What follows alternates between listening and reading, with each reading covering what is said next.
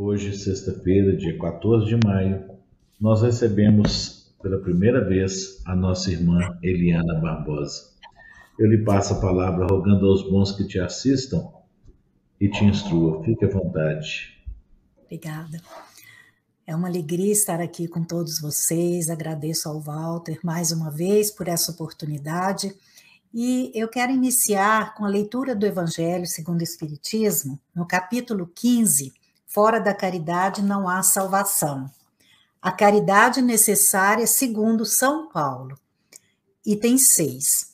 Ainda que eu falasse todas as línguas dos homens e mesmo dos anjos, mas não tivesse caridade, não seria mais que um bronze que soa e um símbolo que retine. E se eu tivesse o dom da profecia e penetrasse todos os mistérios e tivesse uma ciência perfeita de todas as coisas, ainda que tivesse toda a fé possível, a ponto de transportar montanhas, se não tivesse caridade, eu nada seria. E se eu tivesse distribuído meus bens para alimentar os pobres e entregasse meu corpo para ser queimado, se não tivesse caridade, tudo isso de nada me serviria.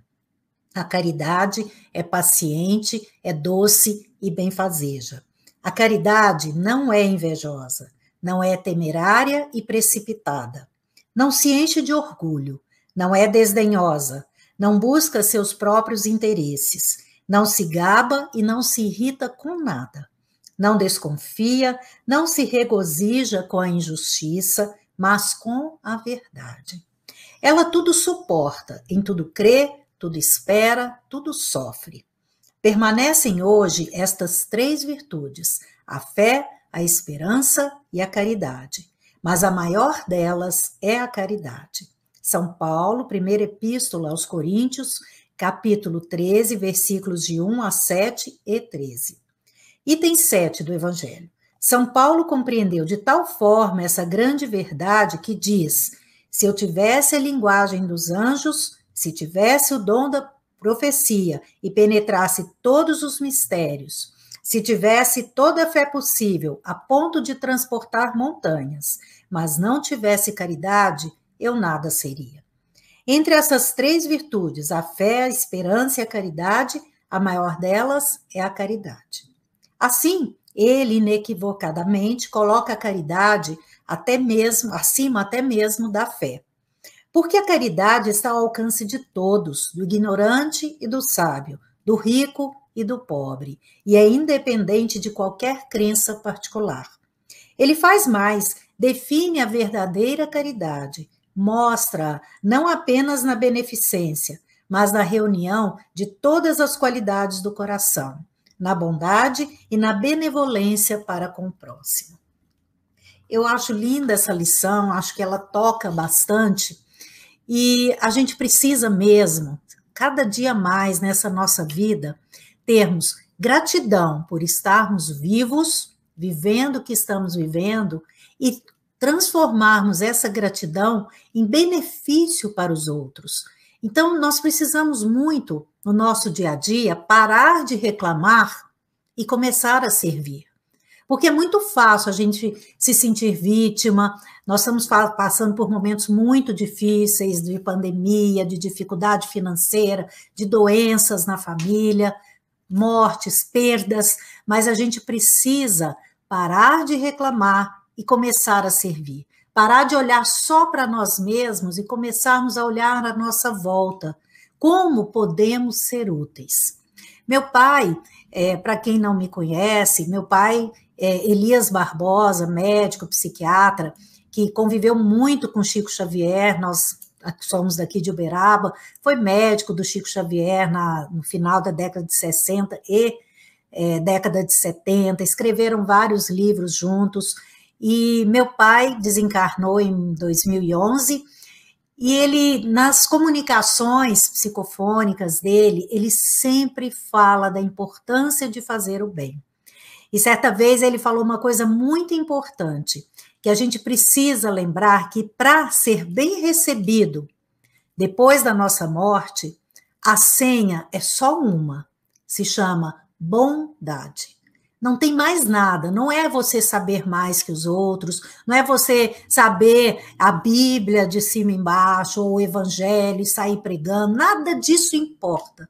O que importa é a bondade. Por isso que ele fala, né, que quantos ateus estão sendo bem recebidos e quantos religiosos estão tendo que passar por algumas provações após o desencarne, porque pregaram tanto e não praticaram tudo que pregaram. Então, a gente precisa, estamos aqui tendo a oportunidade de passar por essas provações atuais, por essa crise mundial. A gente precisa aproveitar esse momento e colocar mesmo nosso coração para servir aos outros, da forma que for possível. Gente, e hoje em dia, se a gente prestar atenção, tem muitas formas da gente ajudar o próximo, não é só financeiramente. Quem pode financeiramente, maravilha. Mas quem não pode, que está ali, às vezes até preso dentro de casa, com medo de adoecer, se preservando, né? Como fazer? Hoje todo mundo usa rede social, todo mundo. Então vamos usar a rede social para espalhar o bem, para espalhar notícias boas, para espalhar mensagens positivas, mensagens de motivação, de incentivo, de reforma interior. E isso a gente tem aos montes. Nós estamos vivendo uma era que a gente precisa agradecer muito a Deus. Tudo, tem aprendizado de tudo, de graça praticamente, porque você está ali na rede social. Se você está criando um filho, você vê lá quantos perfis de pediatras, perfis de psicólogas ensinando como criar o seu filho, dando dicas, fazendo lives toda semana. Então, assim, hoje nós não temos mais desculpa de falar, eu não tenho conhecimento. Não, nós temos tudo. Só que não podemos ficar com isso só para nós. É fazer o bem, você espalhar isso para os outros. Isso é bondade. Então, espalhe, entendeu? Coloque para frente aquilo que é bonito, aquilo que é positivo. E pare de espalhar aquilo que é negativo. Porque, gente, se a gente observar bem, pior do que o vírus que está aí rodando o mundo é o medo. O medo é mais contagioso, o medo é o grande mal, entendeu? O medo é a cara das trevas, as trevas usam o medo para nos prender, para nos segurar, e a pessoa com medo, ela se deprime. O medo faz com que a gente libere mais cortisol, o cortisol gera mais ansiedade no nosso corpo. Então, assim, e o que faz? Com que o nosso sistema imunológico, ele fique mais debilitado. E aí sim, a gente fica mais propenso às doenças. Então, precisamos espalhar o quê? O otimismo. Espalhar coisas que vão fazer com que a pessoa aprimore o seu sistema imunológico com vibrações positivas. Isso, gente, é fazer o bem também. E nós podemos fazer isso sentados no nosso sofá. Ao invés de ficarmos só vendo televisão com notícias ruins que nos impregnam de negatividade, vamos procurar o que é bom, o que é positivo. Vocês não têm ideia como isso faz bem para a nossa saúde. Pesquisas têm demonstrado que fazer o bem para os outros, espalhar o bem, faz bem para a nossa saúde mental, diminui tendências para depressão, diminui a ansiedade e nos torna mais esperançosos. Olha que coisa boa. Até porque é tão bom, não é? Quando você manda uma mensagem positiva para alguém, alguma coisa que você viu e fez bem para você, claro que nessa hora você não está sozinho, muitas vezes vem uma pessoa na sua cabeça, manda para fulana, aí você manda, de repente aquela pessoa lê e fala, meu Deus, eu estava precisando disso hoje. Será que você não percebe que você está ali plantando uma semente? E que um dia você está gerando causas no bem, e que um dia esse bem vai voltar para você? E volta, sempre volta. Eu gosto muito de um ditado que diz assim, porque Deus é bom, nos deixa plantar o que quisermos. E porque Deus é justo, nós colhemos o que plantamos. Então, olha só, a bondade e a justiça de Deus. Então, vamos plantar cada vez mais coisas boas. Tomar muito cuidado com a maledicência, com aquela mania, sabe, de comentar o mal. Às vezes a gente vê pessoas que elas comentam o mal querendo parecerem boas, mas é tudo uma hipocrisia. Pessoas que às vezes falam, nossa, estou com tanta pena da fulana, ela está passando por tantos problemas, e aí começa a contar para o outro como se fosse uma pessoa boa, cheia de piedade, mas na verdade não, é uma pessoa maledicente, porque não precisava contar isso para outra pessoa, entendeu? Então a gente precisa tomar cuidado com a nossa língua, que a gente possa usar a nossa língua para fazer o bem, para espalhar o bem, sempre gerar causas no bem, porque as consequências que virão serão também o quê? O bem para a nossa vida, tá? E a gente pensar também que às vezes a ajuda vem de quem a gente menos espera.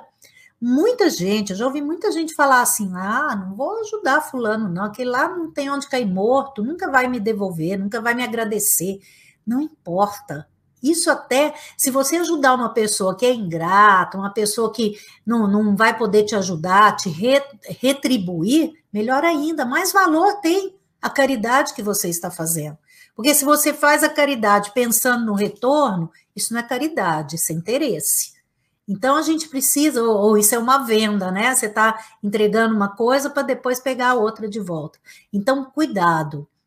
A gente precisa fazer desinteressadamente. E tomar muito cuidado também, quando a gente pensa em ajudar o próximo, a gente precisa tomar muito cuidado com a palavra ajudar, tá? Porque ela é diferente da palavra apoiar. E, na verdade, gente, a única ajuda. Primeiro eu vou explicar. Ajudar é você fazer pelo outro. Apoiar é você incentivar o outro de que ele é capaz de fazer. É você dar um apoio, é você estar ao lado do outro, mas que ele possa ter o prazer da conquista daquilo. E a gente confunde muito isso até na criação dos nossos filhos. Nós não podemos ajudar nossos filhos, nós temos que apoiá-los. Porque quando a gente ajuda uma pessoa, sejam os filhos, colegas de trabalho, ou uma pessoa estranha, quando você faz tudo por ela, você está mostrando inconscientemente, de uma forma subliminar, está mostrando para essa pessoa que ela não é capaz, que você é melhor do que ela. Tá certo? Isso a gente às vezes faz muito isso com os filhos. A gente passa na frente e faz as coisas. Cuidado, nós temos que apoiar, mostrar, não, vai lá, você consegue. Dá um apoio, por exemplo, uma pessoa que está precisando realmente de dinheiro, dá aquele apoio financeiro se você puder, mas abra uma porta para essa pessoa trabalhar, alguma oportunidade, apresente uma pessoa que pode gerar um trabalho para aquela pessoa. Não fique só ajudando, tá certo? Isso é muito importante. A única ajuda que vale a pena, que é importantíssima, presta atenção, é a autoajuda. Você parar de esperar que os outros façam alguma coisa por você e você tomar conta do leme da sua vida. É você se ajudar, você cuidar de você, você fazer por você. Não ficar esperando dos outros, porque as decepções acontecem justamente quando a gente idealiza demais, espera demais dos outros. Então é muito importante a gente saber essa diferença para que a gente possa ser sempre uma pessoa que vai apoiar, nunca passar na frente e fazer tudo pelos outros. Até porque, sabe, gente, se a gente pensar bem, quando a gente passa na frente, fica fazendo tudo pelos outros, sendo aquela pessoa que nunca diz não para os outros, de certa forma, a gente acaba desenvolvendo dentro da gente um defeito, que é a vaidade, a tola vaidade, de achar que aquela pessoa não é nada se não seria nada se não fosse a gente. Entendeu? Então é perigoso. Isso acaba desenvolvendo isso dentro da gente, ou o orgulho. Então, nós precisamos tomar cuidado, a gente tem que incentivar o outro, mostrar para outra pessoa, isso sim é caridade, mostrar que ela consegue, que vai dar certo, passar energias boas, mas nunca deixar outra pessoa dependente da gente, tá? É muito importante fazer o bem, ser bom, generoso, caridoso, justo, solidário. Agora, o que a gente não pode ser é bonzinho. Isso até o Chico Xavier falava. Há pouco tempo eu conversei com Eurípides, o filho adotivo do Chico, e ele falou que ele falava isso, que o bonzinho é um bobinho. entendeu? Eu já falo assim nas minhas palestras, que no dicionário dos folgados, bonzinho quer dizer bobinho.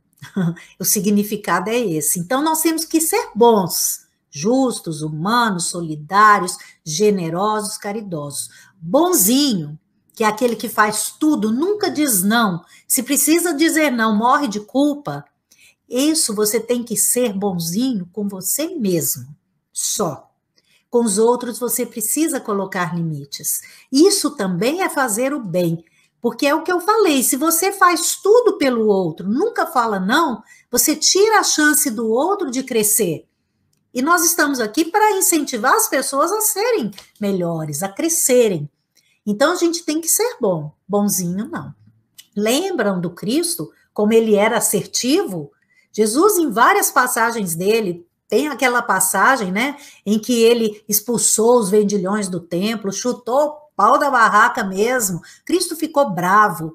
Cristo era bravo com os seus discípulos, ele era enérgico. São Francisco de Assis não precisou dizer não para o próprio pai para ele seguir a missão dele. Madre Teresa de Calcutá, ela era boa, mas nunca foi bobinha, boazinha, não. Ela chegou a enfrentar até o Papa para ir atrás do ideal dela. Chico Xavier também era uma pessoa assertiva. Ele sabia o tempo, a hora certa de afastar aquelas pessoas que não faziam bem, que estavam ali por puro interesse. Ele sabia, ele era uma pessoa muito boa, mas boba não.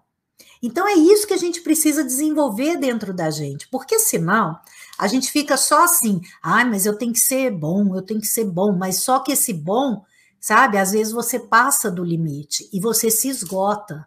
E a partir do momento que você se esgota, você está deixando de ser bom e boa para a pessoa mais importante da sua vida, que é você. Porque se você não estiver bem com você mesmo, como é que você vai fazer bem para os outros?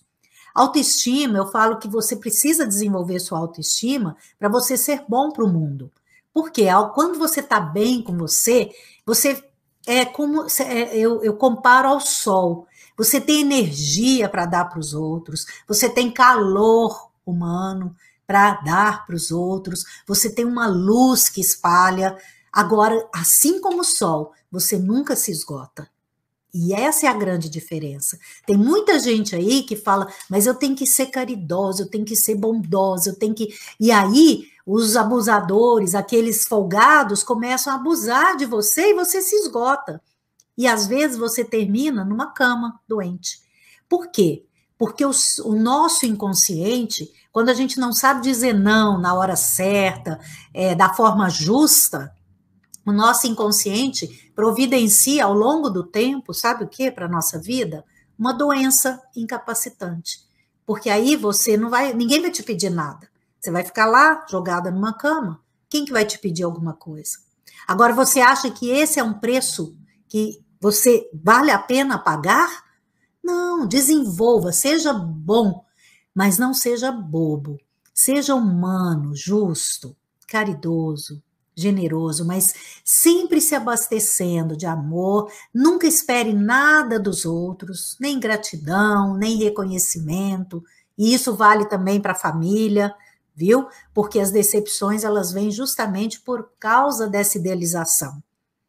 Às vezes a gente vê muita mãe falar assim, eu amo incondicionalmente os meus filhos, amor de mãe é amor incondicional. Nunca vi, para falar a verdade. Para mim, amor incondicional é só de Deus. Porque toda mãe, queira ou não queira, espera um reconhecimento, espera uma gratidão.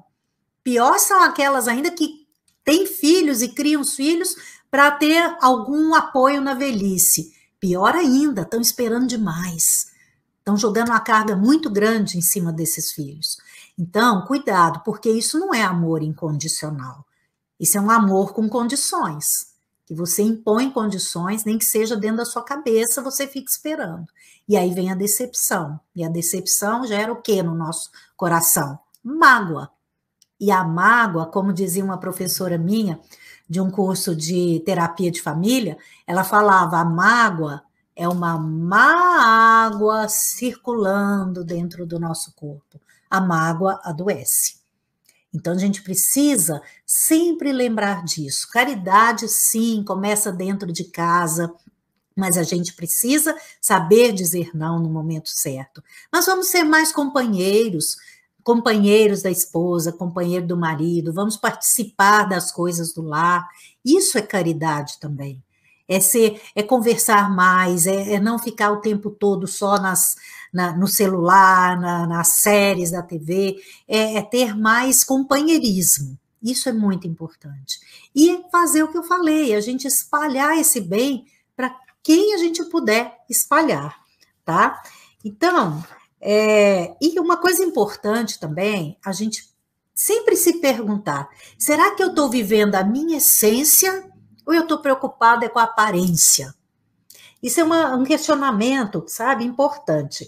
Quanto tempo da minha vida eu tenho perdido, sabe, vasculhando a vida dos outros, me comparando com os outros, ao invés de estar desenvolvendo a minha essência, aprimorando a minha essência, que é uma essência divina. Somos filhos de Deus.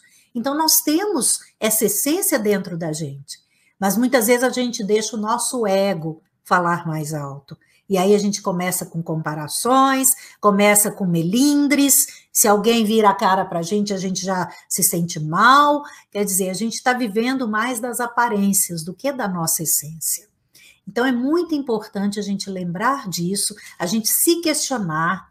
Outra coisa que eu sempre sugiro é o seguinte: todo dia antes de dormir, pergunte a você mesmo, lá com a cabeça no travesseiro, será que hoje eu custei mais ou eu contribuí mais com a vida?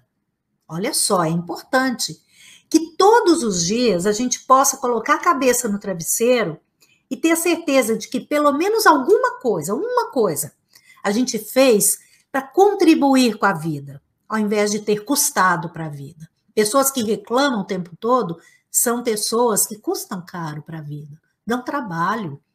Até porque, quanto mais você reclama, mais motivos você tem para reclamar.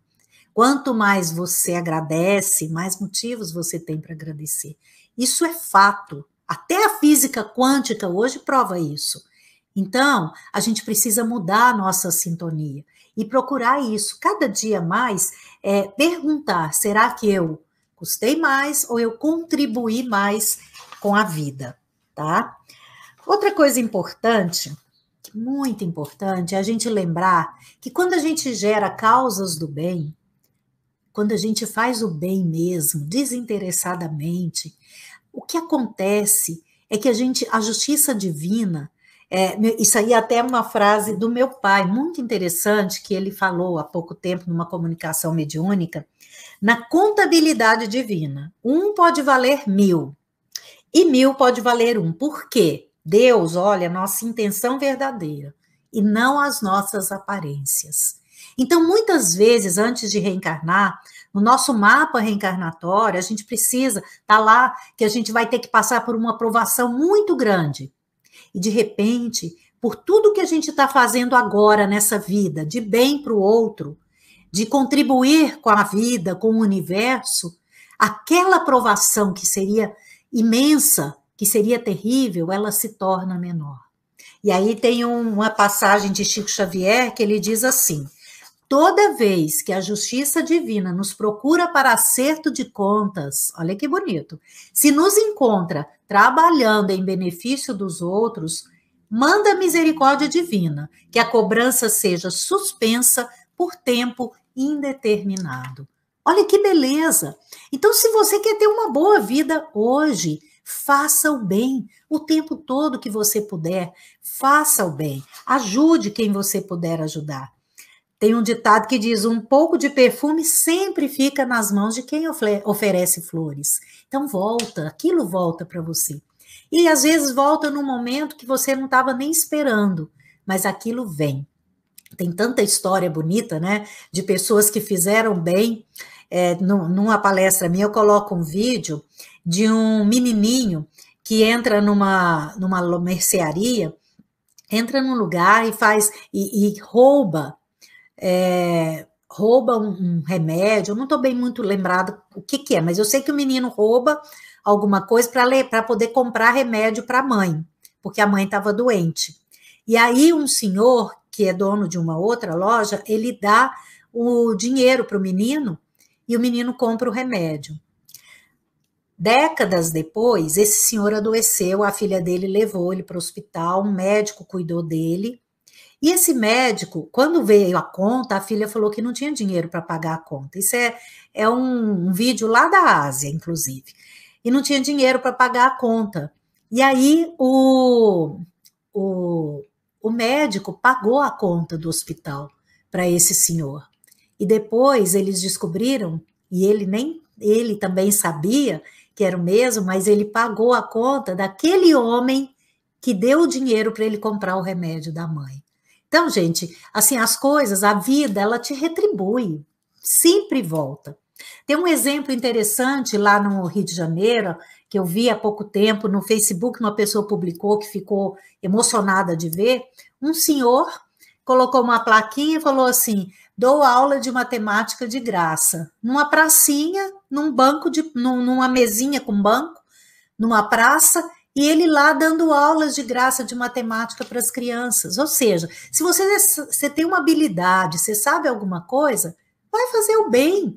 Aquilo é plantio e a colheita é certa. Não adianta você plantar pimenta e achar que vai colher morangos. Não vai, não tem jeito.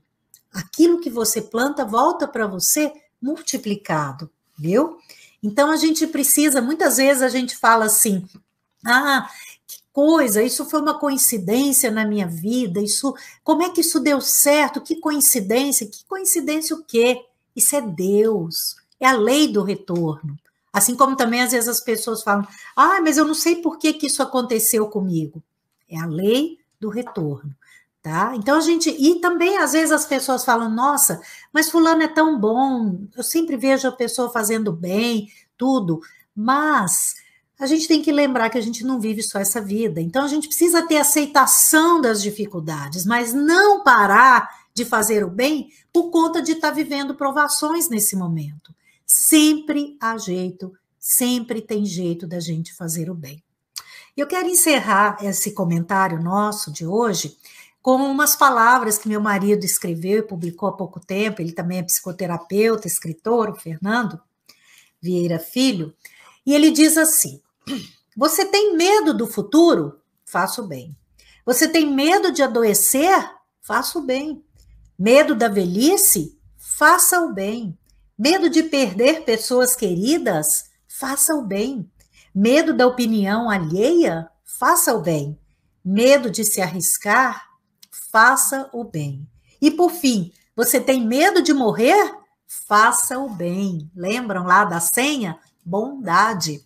Estamos todos sujeitos à lei inexorável de causa e efeito. Portanto, se você quer um porvir ameno, tranquilo e feliz na medida do que é possível, comece hoje, no aqui e agora, a gerar boas causas.